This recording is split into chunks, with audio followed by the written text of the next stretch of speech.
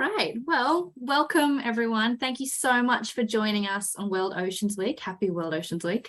I hope you've been able to get in the water so far this week and enjoy the ocean that we all love so much. I'll just start a little bit quickly about what we're doing and why we run these events. So Divers for Climate is a community group of divers, ocean lovers who just kind of want to talk more about diving, ocean and climate issues and really try and combine these spheres that in a lot of spaces seem quite separate. You kind of have your ocean people and your climate people, and it's this really small kind of, at the moment, it's quite a small space where it all overlaps. And I think there's a lot of potential for that area to grow.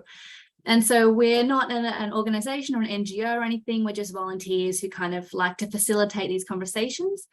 And so last World Oceans Week, we ran a series of webinars like this one. We got speakers from all over the world, all different kinds of topics, all ocean climate related, and it went really well. So we're doing it again. And so this one's a very special panel because the theme this year for World Oceans Day is collective action for the ocean. And so you three and your projects and all your work, I think, is perfect for that. And you all kind of have a very different approach to collective action and what it means and how you kind of tackle it. So I think it's going to be really fun to dive into that and hear from all of you guys. Before I go on, I would like to acknowledge the traditional owners of the Ugamba language region, which is where I'm coming to you from today, and pay respect to the elders past, present and emerging, as well as the traditional lands from which we all work, live and play. So I guess before we kind of go into all the kind of the juicy stuff, I might just go around, if you all could introduce yourself, who you are, what you're doing at the moment, and maybe like a little short story about how you got there and how you got into the work that you're doing today. And we might start with Belinda because she's not on mute. The hot seat. I was trying to wait for, I was hoping to be able to follow the lead from the other two. No, you got this. My name's Belinda. I am currently on Yaegl country, although I was born in Awabakal country in Newcastle and permanently reside at the moment down in Torquay on Wadawurrung country. I am a global sports activist for Patagonia. I've been working with them on various environmental campaigns for well over a decade now. In which time I've actually, been lucky enough to be able to meet Cherry and also, follow along the great work of AMCS and a bunch of other environmental organizations. And, over those many years working with Patagonia, which I still do, I was like, oh, there seems to be a gap here for, surfers who are really affected by climate impacts, as small as they may be. We do see these effects along our shores and under our boards every day.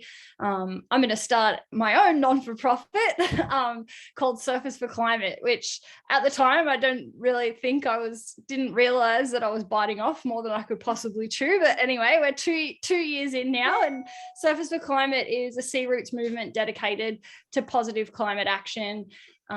There's 85% of all Australians live within 50 kilometers of the coastline, so there's a huge percentage of our population here in Australia that does surf, and when I say surf, I should say that we don't think of surfers of people who are absolutely ripping out there on waves. It's people who are out in the ocean and riding a wave. So, whether you're body surfing, body boarding, longboarding, shortboarding, or even just going for a swim and enjoying the ocean, we consider you as, a surfer, as one of us. And our community's just grown really huge. And I think that's testament to how much surfers really do love the ocean, which is the reason why, I do what I do, is that I've surfed my entire life. I wouldn't know, a different type of lifestyle without surfing. It's the first thing I think about in the morning when I wake up. The last thing I think about in the evening, and usually spend,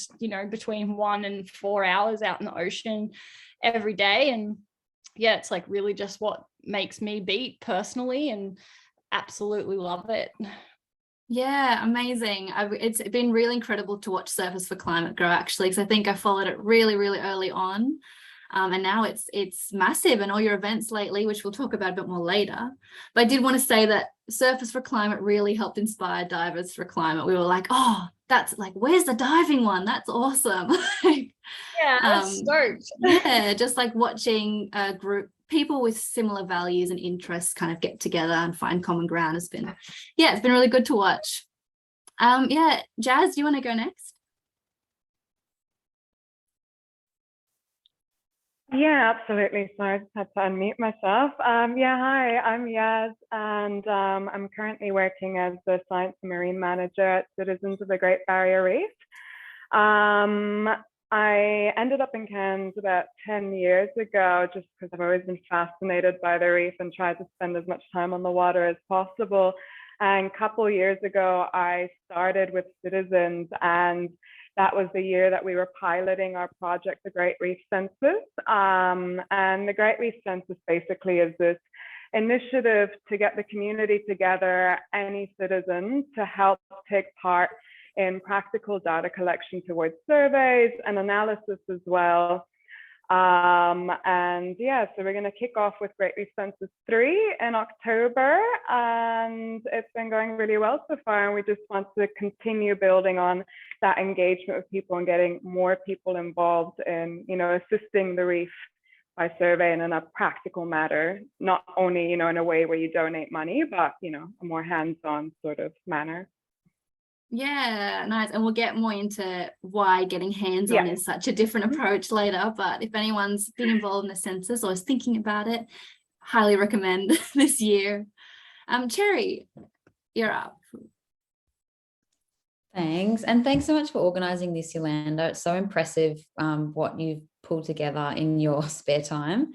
I'm usually based in Southwest Rocks, Dunghutti country, and today I'm phoning in from Turrbal, Brisbane. I first got involved probably about 10 years ago. I'm an amateur diver and surfer, but just, yeah, very passionate about the oceans. And it was sort of at the tail end of doing a bit of globe trotting where it was really obvious to me that the oceans were void of life, like big species.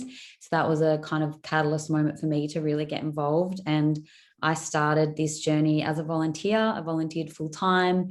And then I was based in the Whitsundays working on what was then called Fight for the Reef campaign. And that was to address the massive industrialization of the reef coast. So there were proposals to dredge and dump all along the reef coast. So we fought that. And that was, yeah, incredible to be part of. And yeah, and AMCS, I had a bit of a break doing a lot more grassroots stuff and raising small children, but I'm back with AMCS and I just love the work that they do. We're the largest ocean charity in Australia, and it's sort of, the reef has always been our legacy. So since 1965, not that I was around then, but 65 was when they wanted to mine the reef for limestone, mine the coral. So that's when back then AMCS got involved and have been fighting for stronger protection ever since. Yeah, incredible. All right, well, I meant to mention earlier for anyone watching, if you have questions or anything, feel free to pop them in a chat box, in a Q&A box, wherever you can fit your questions, and we'll get them done at the end.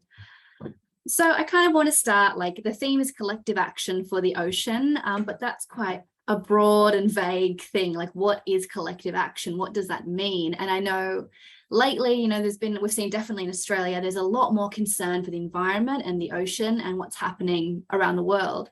But people are still very much like, what do I do? What can we do? What action, what impact can we possibly have?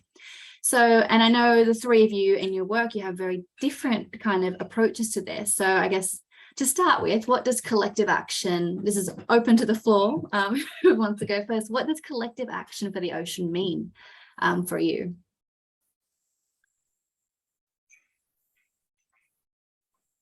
Jazz, you're unmuted, you're coming first. Okay, fair enough. I was quick with a button there. I think collective action for me, it means like, well, one, there's a sense of community and it motivates you when you know that other people are also working towards something. And just in a practical sense, I mean, you can come together for, a more prompt, meaningful action. It's that whole sort of like ethos of all hands on deck and all working together, and it kind of creates this community feel and drive. Yeah, is that something is that how the Reef Census has kind of come about, that kind of definition of action, collective action, and what it is? Yeah, absolutely. So we kind of noticed that there's a lot of people that want to be more hands-on with doing something practical and proactive towards conservation. And I remembered similar sort of things when I was in university years ago, where I wanted to volunteer, but it was hard to find those sort of things and hard to do that just in your own backyard. And a lot of the ways that, I found you could help was simply through donating. But yeah, so we're looking at a way to get everyone involved. And a lot of it is, we've realized as well that there's so much that needs to be understood, specifically the GBR, it's the size of about Germany. I think I've heard it referred to a few times, that you can't just expect only the researchers to survey it and go out and understand it. There just isn't enough, for example. So getting everyone on board and involved is, part of our planning and ethos. Yeah. It's occurred to me that not everyone watching will necessarily know what the census is. Would you mind briefly just explaining in I know it's a huge project, but what is the Reef Census, like when we're talking about this project that you're working on? Yeah, and thanks for asking. I think I'm so involved with it that I kind of forget to go to the basics sometimes. But yeah, so the Great Reef Census, it was piloted 2 years ago, so in 2020. And it's basically designed by partly our science committee and us, and backed by a very simple methodology. And what the Great Reef Census is a survey tool.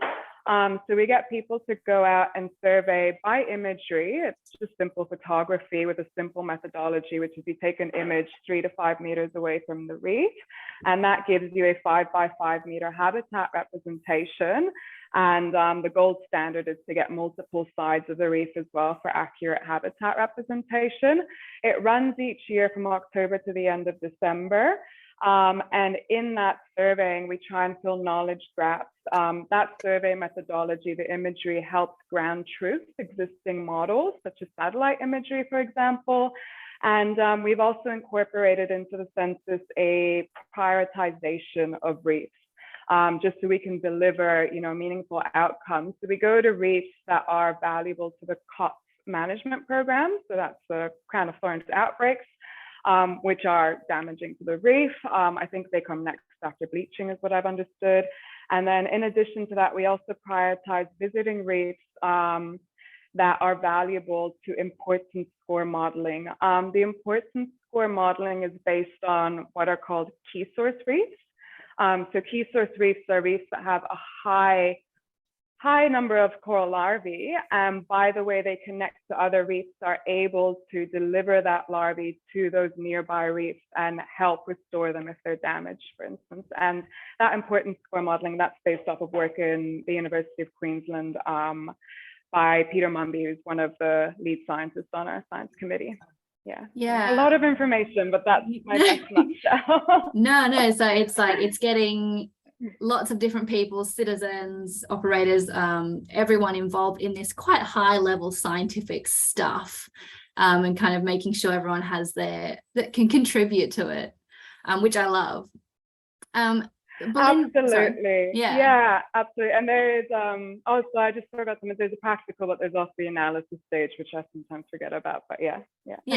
We can go back into it in a moment. But I was going to say, because the Reef Census is getting people in the water and in the reef, and I think Surface for Climate is also a lot of not always, but in water activities and action. So what does collective action for you guys, like how are you kind of building off that? Yeah, so I think, for me is that it's a surfer's responsibility to protect these places that we all, enter and visit every day. So our coastlines and our waves. And so to me, collective action is basically that. And I think it starts with education. Like I mentioned earlier, there's a lot of impacts along our coastlines that are actually from a changing climate. So some of them might be minimal, like, slight beach erosion, or, there's been a couple of really massive storm events over the last couple of years that have hit certain pieces of the coast and like literally ripped up soft corals and like moved boulders and like changed the landscape of our beach.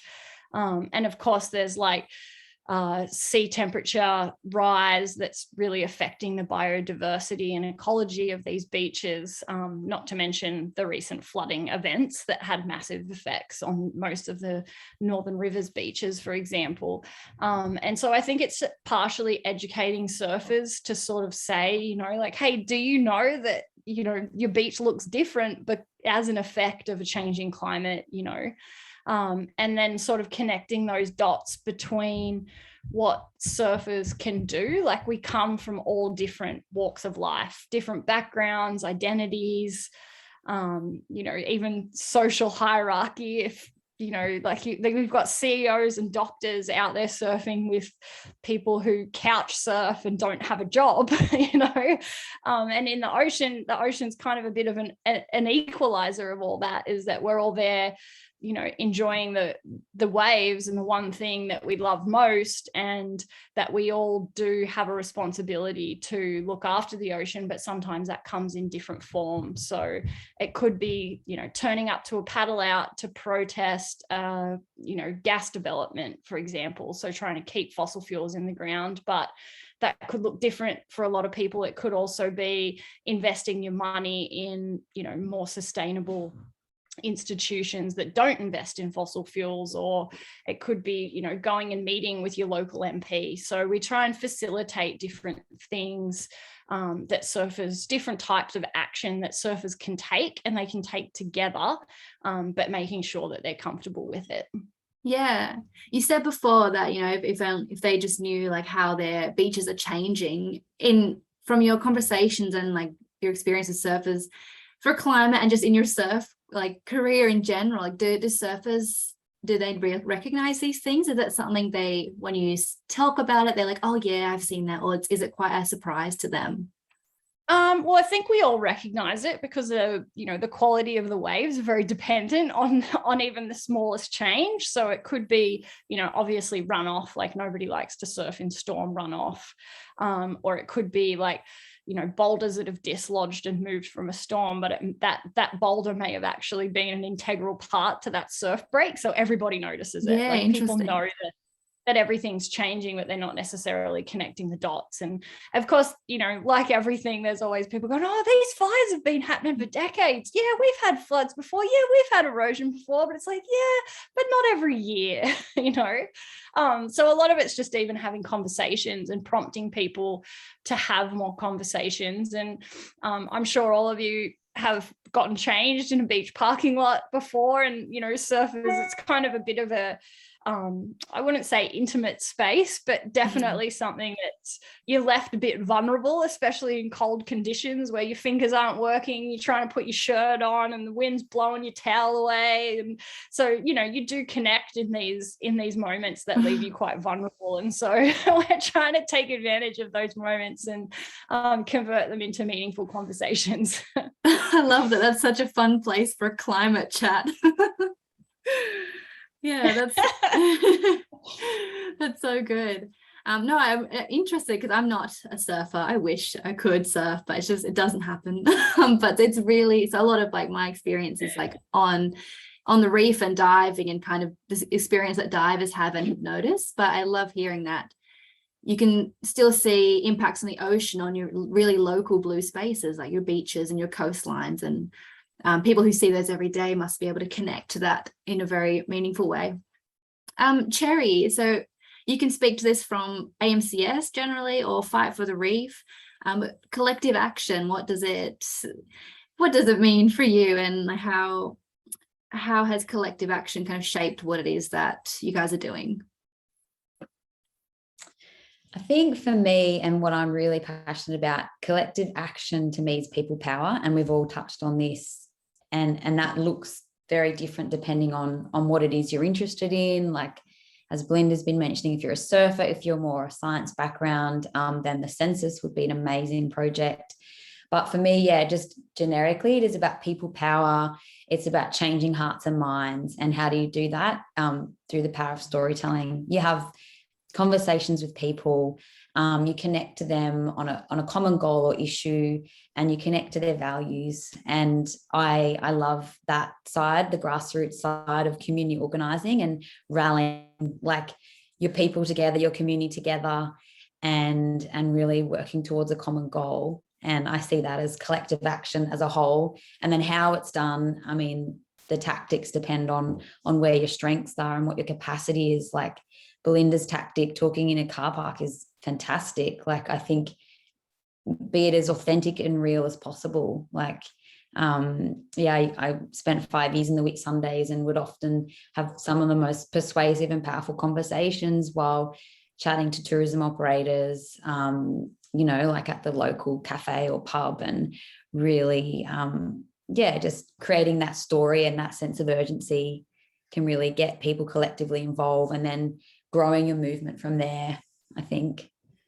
Yeah, no, I think it's a really interesting point that you've like emphasized from what everyone's been saying, is that at the end of the day, people just want to be spoken to like a person. I know that sounds really like straight basic and like, but just connecting with people on that really personal level. I think a lot of people are fed up with a lot of what's out of their control and people kind of talking over them or making decisions for them. But it's kind of like, just coming back down and realizing that we're all in this together, I guess. So collective action, it's kind of people who aren't really involved in any of these kinds of projects or haven't traditionally been involved in environmental issues. When you say like, oh, here's things that you can do, people can, in my experience and what I've heard, can get a bit like, oh, but it's not I didn't make this problem happen to me. That's, what kind of responses do you guys get when you try and engage people? So for Belinda, trying to get the surf community, for Jazz, you guys are doing like tourism operators and fishermen and citizens, which can be some very tricky people to get on board, especially, the complex political space that is the Reef, and same with you, Cherry. So like, what are the responses you guys generally get from your communities?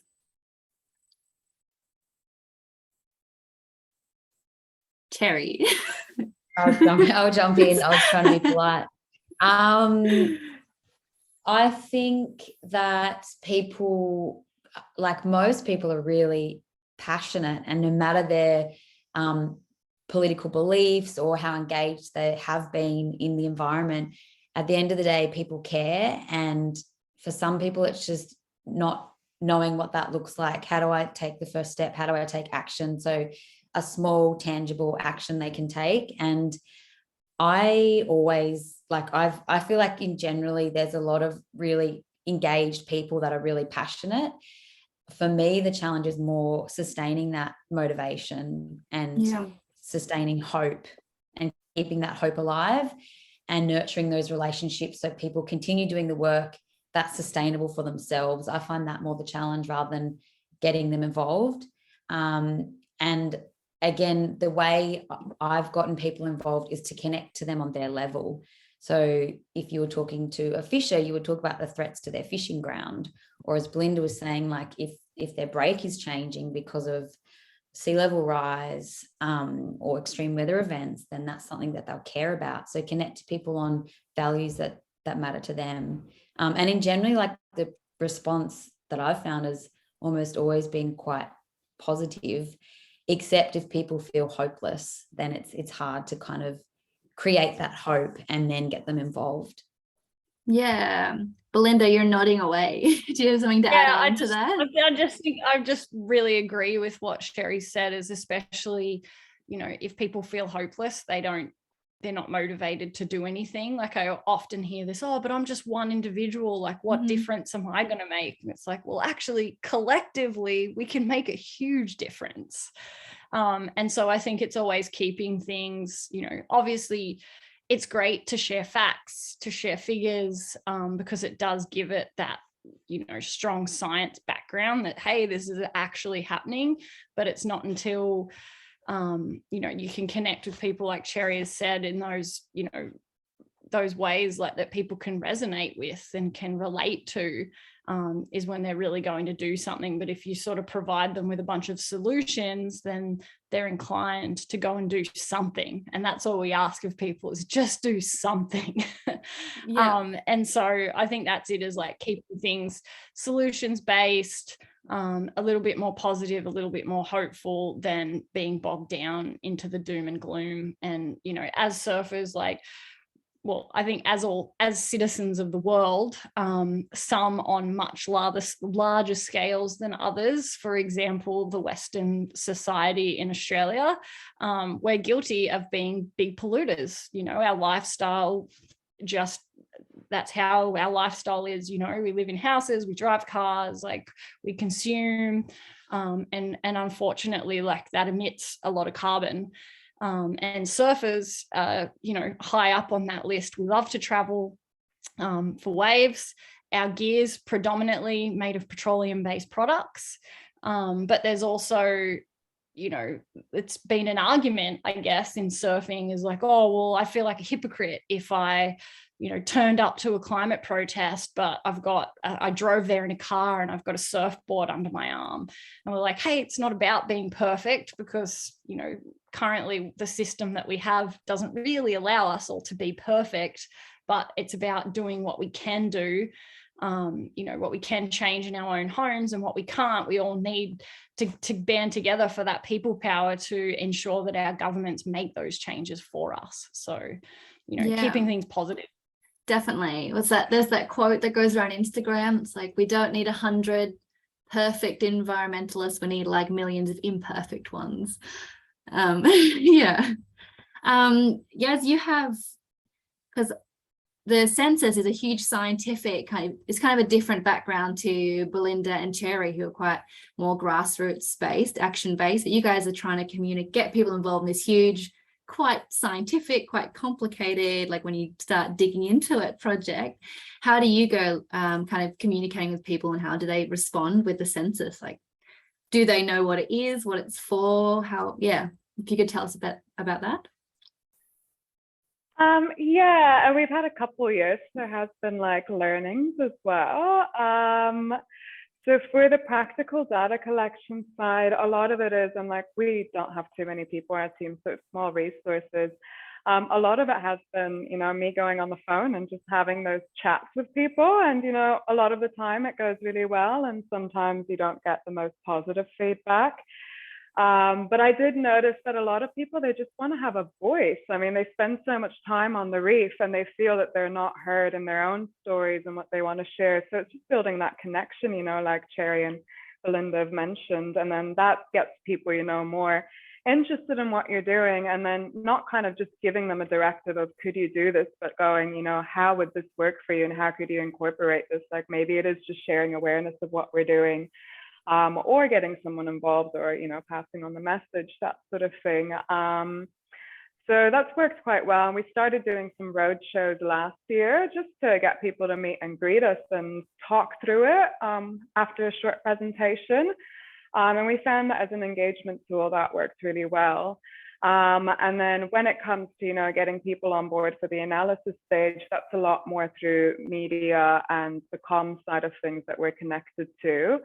And we haven't done one yet for the last census, but the first census that we did, we were all really positively surprised to see that, you know, over 50 countries, there was people from over 50 countries that participated. So, yeah, wow. Yeah, which is amazing. But I'd say that people that want to be maybe in touch with the reef and feel like they can't do much from, you know, overseas, and, you know, spend a few minutes on the computer helping us analyze.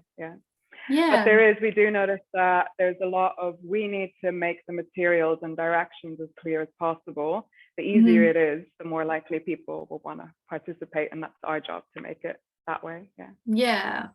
Is it this may be a question for Cherry as well, because the reef, you're both reef based and you have to deal with quite different stakeholders along the reef. Do you have to change your approach for different groups, or do you find that there's just kind of a few guidelines that tends to work across the board?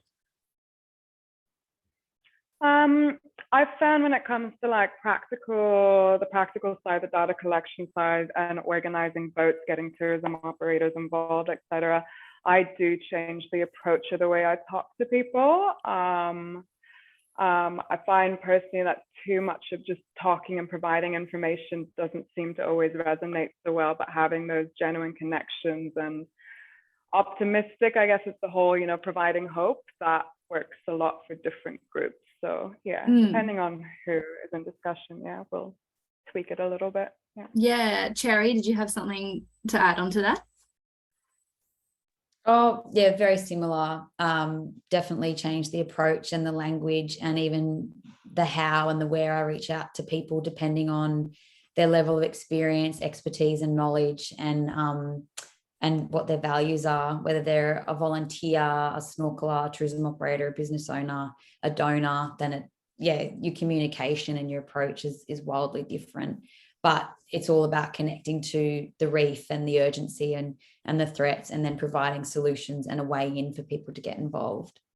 Yeah, nice. We've touched on this a little bit before. Cherry, you talked before about one of the challenges being not motivating action, but sustaining it over time. Because one of collective action, we've all kind of said, can be really powerful, but really only if it's done collectively and across quite a large scale. So what are some kind of challenges or barriers you've had and lessons you've learned from over your time kind of trying to engage as many people and keep them engaged in these behaviors and these actions? Are there any lessons you could share, or experiences or particular examples you guys could give about, it is quite a tough thing you've all taken on to get as many people as possible to do a thing. So yeah, maybe Belinda, you could kick us off. Oh, you're just on mute. Sorry, I'm always have to be Happens the one to all of us. Challenges, I would say, I think surfers in general are quite selfish, and I feel okay saying that because I'm one of them. That we do put our time in the ocean above other things. Like before I started Surfers for Climate, I was definitely the one was like, oh, definitely turn up to that protest, or definitely come and listen to that webinar, or I want to learn about that, I'll be there. But if the wind's offshore, I won't turn up and I'll just keep surfing. And so I think the challenge has been trying to sort of overcome those boundaries and keeping things fun. Like, people don't want to turn up and learn about doom and gloom. Like they want to have fun, and especially surfers, like we, part of what we do is we play in the ocean every day. It's meaningful play, but we play in the ocean every day. And so like keeping things engaging, and probably also talking about a topic that, it's not tangible, it's not plastic pollution where you can reach and touch it and grab it and show it to somebody. And so it's probably, really trying to focus on those stories, but sometimes even find those stories, finding the right stories to tell, and potentially even the right storyteller in order to be able to share it. So making sure people stay motivated and keeping things fun and but also meaningful, and hoping that people will turn up to our events and not skip out because the wind's offshore. Yeah, well, it looks like you had a great turnout recently, because you guys just kind of did a road trip almost, doing some events. Yeah, we did 5 events prior to the election. They were called car park cinema events. So we had basically set up a cinema in a lot of our local beach parking lots. Well, that was the goal, but it ended up raining for a lot of it. So there was quite a few that had to move indoors due to weather. But we had a huge turnout, and over those 5 events, we spoke to thousands of surfers who all seemed, really involved and super keen to get on board. And that was kind of part of it, was like luring them in to like, come and have a fun time, watch surf movies under the stars, and like, listen to local musician play music, and like, it's going to be great. And then like, we can also learn about climate and things that we can do about it at the same time. And so that was sort of the focus of those events, with hopes that people would go into the election and vote for the climate or the environment that they care and love so much. And I think us were probably a small part of a lot of thousands and thousands of other organizations and individuals that were out there pushing the message along, but it worked. So yeah, exactly. And that's something we'll talk about later, but all those things definitely made an impact, especially in Australia this year. You touched on a few really important kind of things I'll come back to later about surfers trying to get them out of the water to do kind of things, because divers, we're very similar. Absolutely. Translating that action out of the water and onto, when you're not underwater. If everything could be done under there, that'd be amazing. But yeah, that's something, I'll come back to that. But challenges and kind of lessons learned from the reef kind of area. Cherry or Yaz? Or both? I'm happy to go. Do you want to go? Okay. Oh, okay, I'm on. I think just sort of stepping back for a moment, I feel across globally that the last 2-3 years have been extremely challenging for a lot of people. Particularly, with the global pandemic and the extreme weather events, and then going further back, the last virtually 9 years of stalled climate action.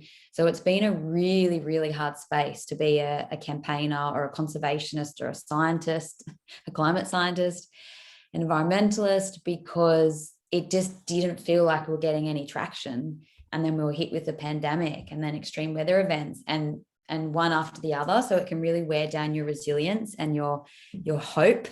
So yeah, I guess I'm just thinking big picture challenges, and one way to counter that, I suppose, is really stripping things back, keeping life simple, filling your own cup. Making sure what you do still is joyful, and particularly for volunteers, making sure an experience is meaningful. I think if people don't feel like they're making a difference, then why bother doing it? So it's about maintaining hope, but also finding small everyday actions where people do feel they're making a difference is a really important one. And that was really difficult right up until I feel like the weight is slowly lifting, and I do feel a lot more hopeful, and I have renewed hope for the reef with a new government, and it'll be great to see what comes out of the new government with stronger climate action. Yeah, I think these ideas of your mental battery, I suppose, and feeling joy should be really emphasized a bit more, I think, because at the end of the day, collective action is done by individuals who have to get through the day at the end of the day. There's a lot going on, and especially the last few years have been hard for a lot of people for a lot of reasons, and to add climate action, you could do all these things, is quite a lot. So I think finding joy in everything you just said is really, really should be kind of the louder narrative, I think, instead of all this climate stuff that tends to be the opposite. Jazz?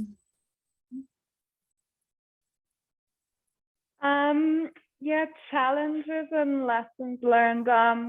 Just thinking of Census and regarding it, I think when it comes to motivating, and one of the challenges that, specifically this year, going to look into a little bit further. We started dabbling in it last year, but we do want to see that, anybody that visits the reef could feel that they could participate in this. And the methodology is simple enough for anyone to do it without much background information.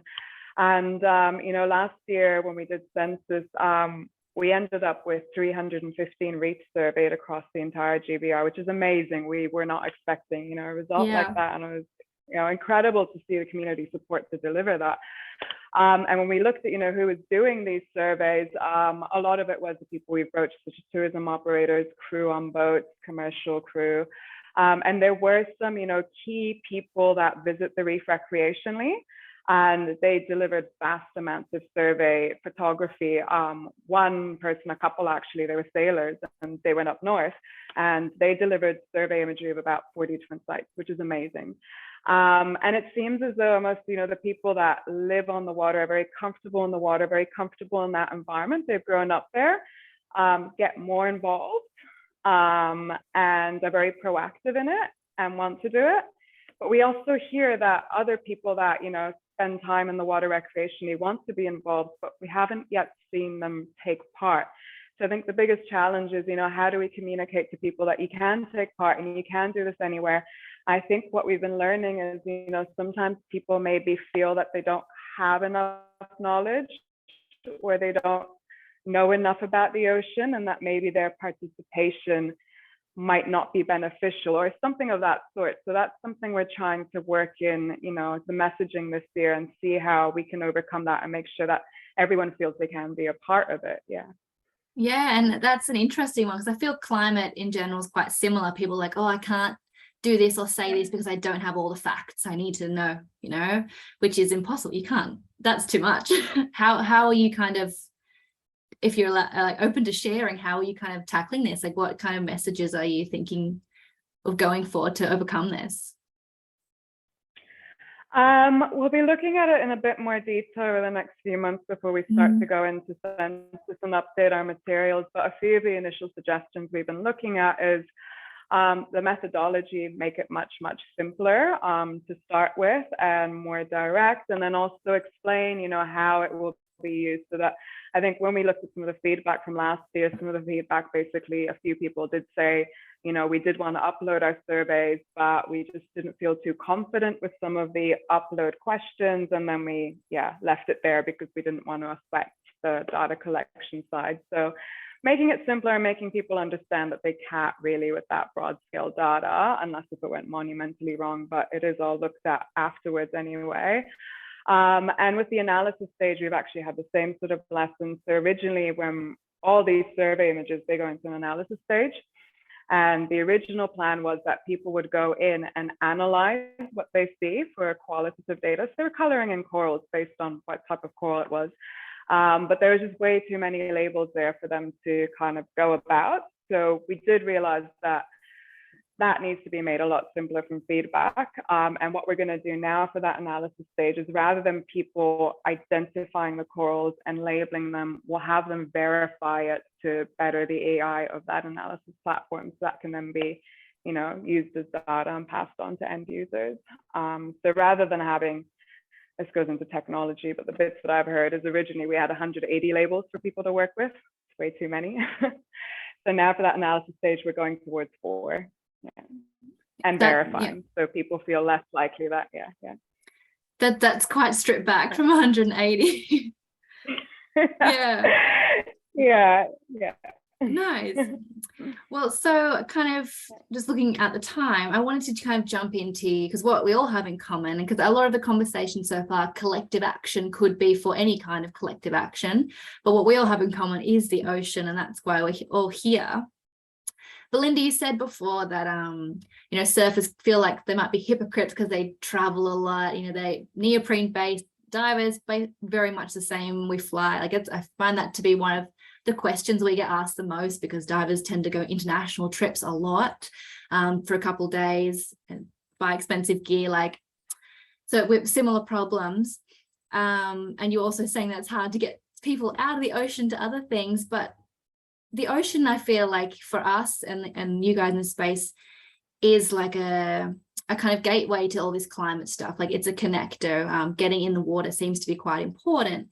For you guys, why do you think that's kind of a real, my words are escaping me, but do you think that having to get physically like in the water, connecting with the ocean, how important is that to the work that you do and this kind of collective action for the ocean, as opposed to just collective action, I guess, if that made sense? It just kind of came out. I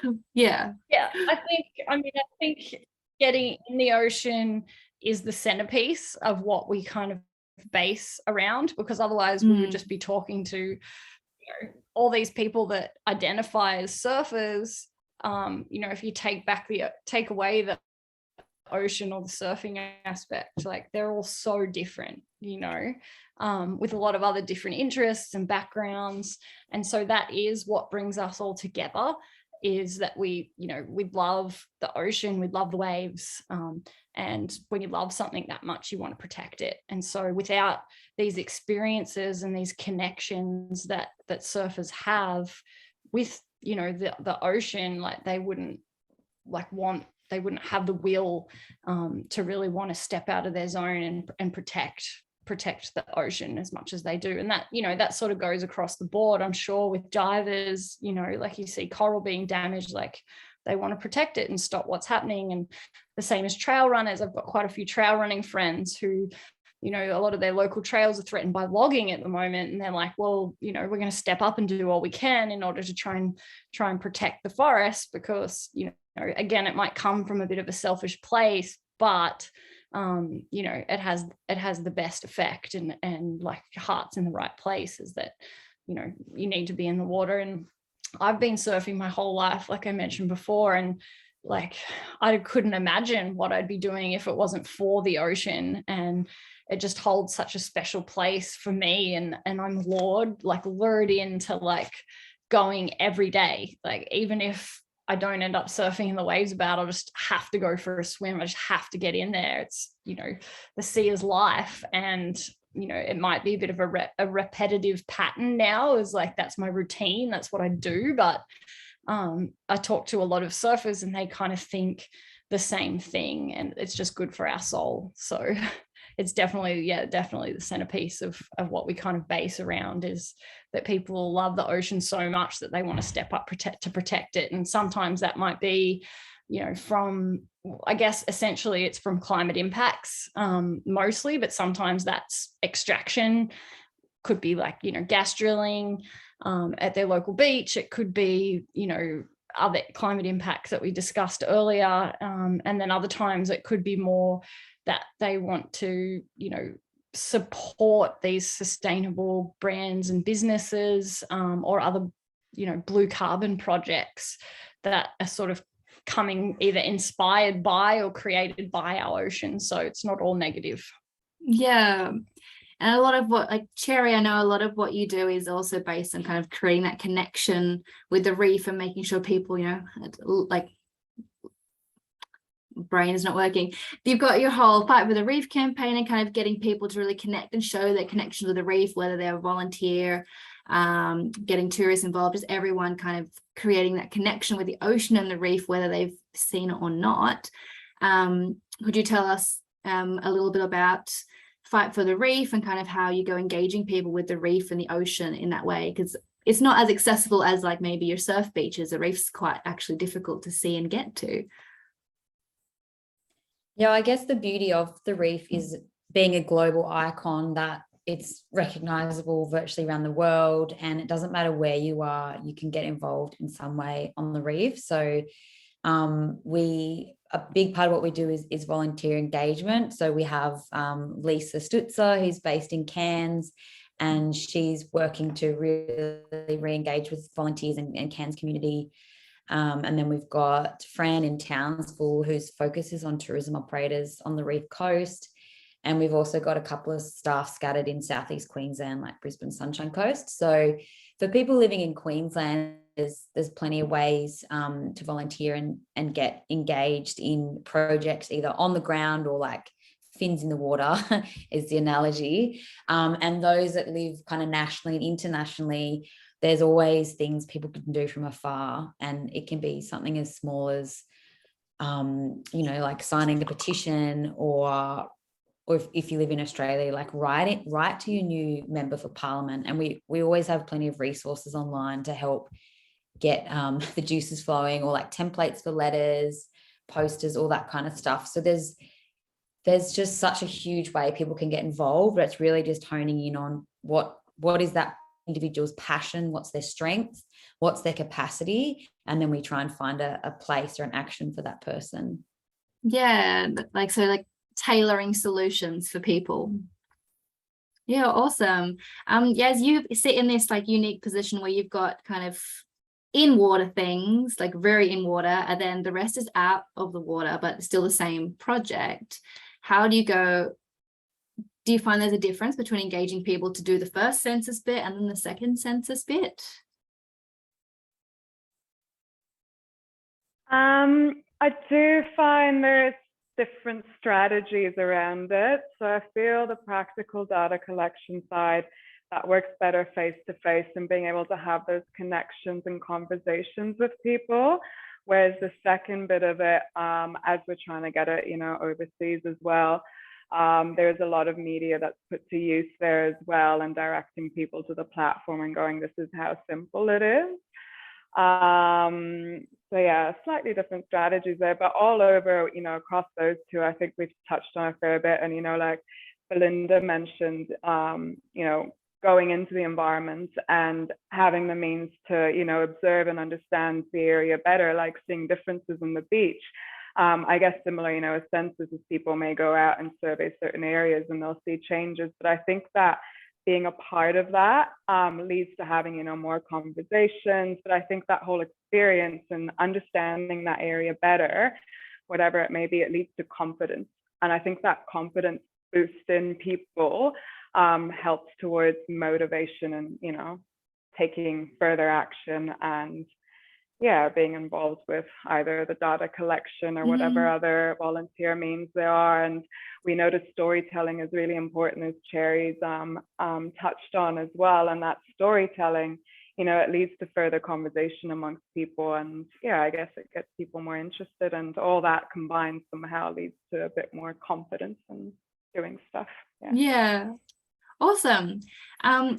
Before I go into the audience questions, which in a second, I want to talk about, what's next. We like to really finish these sessions on, kind of the future, what's happening, what people can do, how they can get involved with you guys. And we've just had a big kind of flip in Australia where we've finally voted for climate action. Things are looking, everyone I've spoken to, who up until recently has been quite, a bit overwhelmed and kind of down about the state of the world, understandably. But lately there's been renewed hope, which is been really, really refreshing to see. So what's in light of the new election and kind of having this potential now to actually kind of stop the damage from getting, worst case scenarios, what's next for you guys?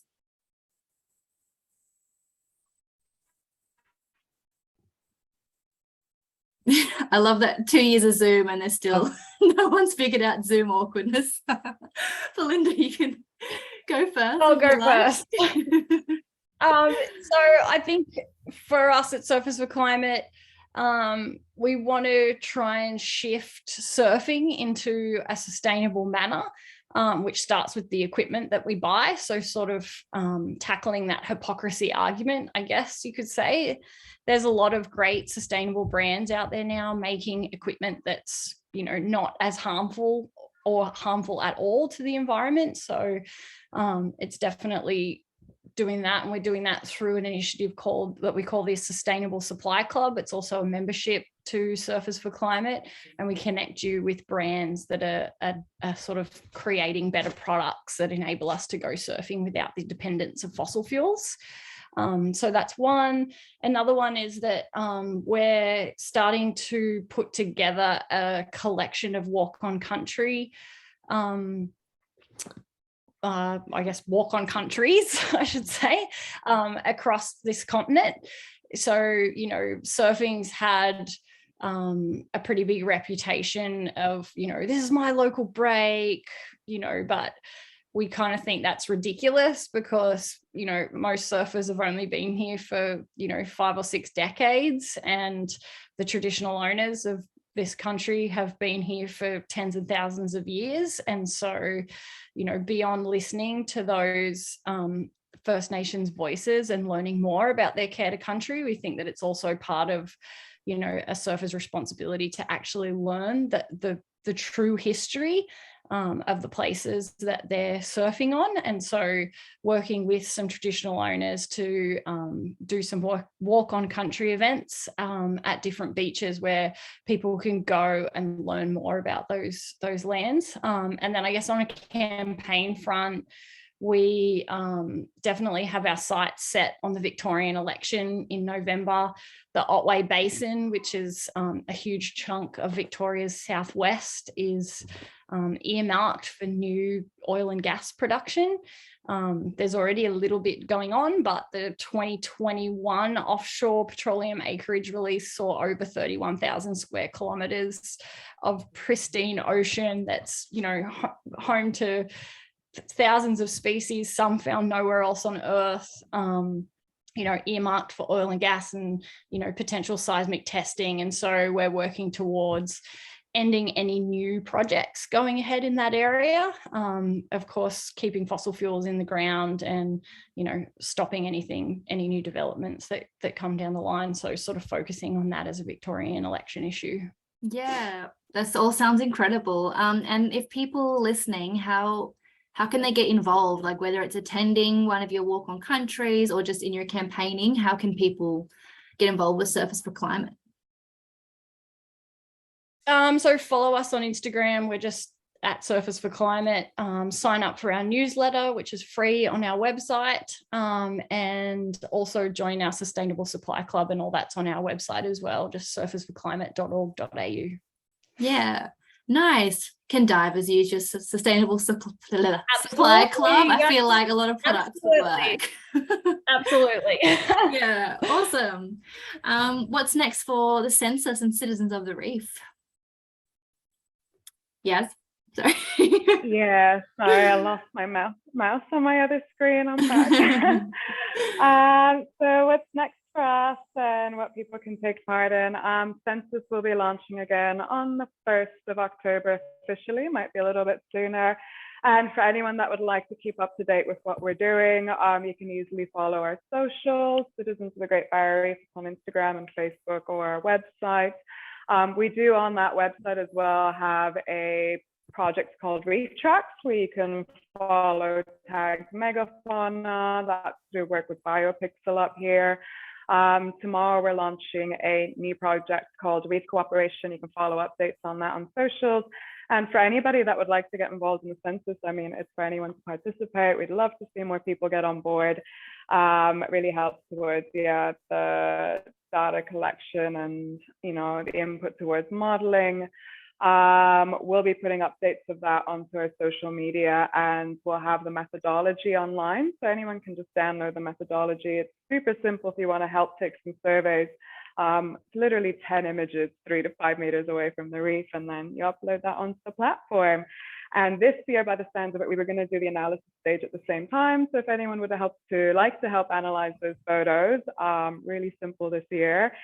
We'll put updates of that onto our social media platforms as well, and the website. So yeah, I highly recommend people get involved. The census trips are awesome, and for those of us like myself who don't get to go in the water as much as I'd like to, it's just really nice to go back and feel like you're doing something to the reef on the reef. So yeah, get involved if you can. Cherry, what about AIMCS and Fight for the Reef? Yeah, I mean, it is really exciting. There's so much opportunity ahead. There's so many ways to get involved depending on where you are. Like I mentioned before, if you're in a Cairns, Townsville, Brisbane, Southeast Queensland, definitely get in touch. There's so many ways to get involved, whether it's volunteering or coming along to a local event. Lisa up in Cairns has got like events on sort of once a month. So yeah, there's so much to get involved with. More broadly, like campaign wise, we're going to continue raising global awareness about the reef. The World Heritage Committee, there's a report coming out on the reactive monitoring mission that came out to the reef. So we're keeping a really close eye on that space. There's still Clive Palmer's Central Queensland coal mine proposed 10 kilometres downstream from the Great Barrier Reef, which was rejected by the Queensland government based on unacceptable risks to the reef. So that is actually just sitting on now Tanya Plibersek, the new Environment Minister's desk. So that's one will be really encouraging to not go ahead because of all the risks I mentioned to threatened species like dugongs and turtles and water pollution flowing into the reef, etc. There's so much. If you're keen on that, we've got actions live on our website. So Fight for Our Reef or AIMCS, like Australian Marine Conservation Society. We've got actions where you can sign petitions or write to your local member for parliament or get down to a local event. There's so many ways to get involved. And lastly, just say tomorrow being World Oceans Day, we're doing a big dollar for dollar matching donations for World Oceans Day as well. So that's going to be really fun. our whole team's coming into the office to get involved with that. But yeah, just follow us on social media or online. Yeah, awesome. It must be nice to have everyone come to the office after all this time. Yeah. Well, I've just looked in the Q&A box, and Cherry, you've already answered it, so I think that's done. If anyone else has questions, we have run out of time, but if you do have questions, you can either reach out to any of these guys through the websites or social media of the projects they're working on, or if you message Divers for Climate, we'll pass the messages on and hopefully get your questions answered. But otherwise, thank you so much for joining me. It's really, I love a group of like ocean women talking about the ocean and climate and all this kind of empowering positive topics that I think we really do need more of in this space. And I think everything you've all said today really kind of speaks to that. So I hope it catches on and people really kind of pass these hopeful messages, enjoy the ocean, you know, find joy in doing this work at the same time as, you know, getting more people involved and getting things done. So thank you very much. I hope you enjoy your World Oceans Week. And yeah, that's everything from me, unless you have any final comments or anything I might have missed. Happy Tuesday. Thank you. Yeah, thank you, Yolanda, for the whole week of webinars you've put on. Some really interesting topics and speakers. So well done to you. Thank you. Yeah, well it should done. be fun. Thanks, Yeah, guys. thank you, Yolanda. And it's so great to see, you know, all this being talked and yeah, having it up there on social media for people to follow. Thank you. Yeah, and this recording will be for people to watch. For anyone who's missed it, you can share around to kind of whoever wants to hear all these messages and collective action in Australia. So yeah, I'll share that when it's ready. All right, Thank bye you. guys.